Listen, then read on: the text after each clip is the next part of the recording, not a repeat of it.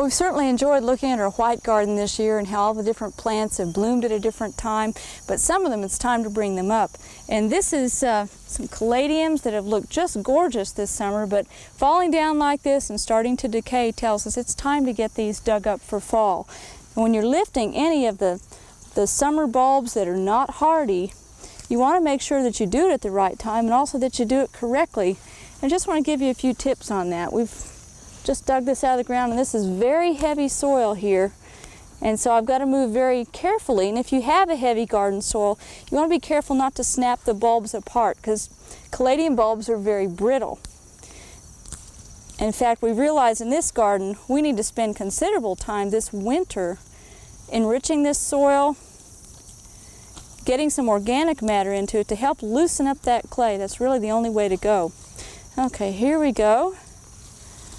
Now these were planted this spring, and they've increased in number quite a bit, which is a nice thing about caladiums and gladiolus and other bulbs that we buy in the spring. It pays to dig them in the fall and store them, because usually their numbers have at least doubled in number, and so you don't have to buy them next spring, plus you have twice the number that you started with, so it's sort of like money in the bank.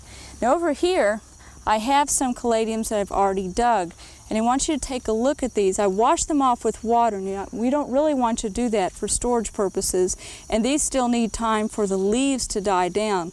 But I want you to notice how if you're not careful, they'll break off, and you can end up with areas where the tissue is exposed, where they've broken off, and that can rot in storage. And so you want to just dip that in a little bit of fungicide. And then remember, with caladiums and other bulbs, go ahead and let the foliage dry down completely. Now over here is a good example. These are some calla lilies that I had planted in a container at home, and the foliage has already died off, and you have these nice clean points on top where the foliage came away, and that bulb is ready to be stored. I have one here where I got a little bit anxious and the foliage had not completely died down, and this concave area here is part of the bulb that was broken off and torn off when I was digging the leaves up, and got a little anxious. So you want to be careful, and that's an area again that can be open to damage.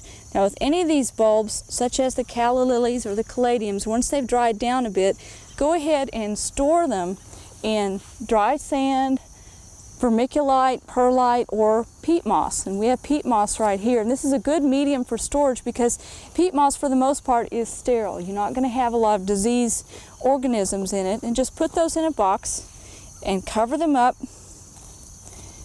and they'll store just right for winter.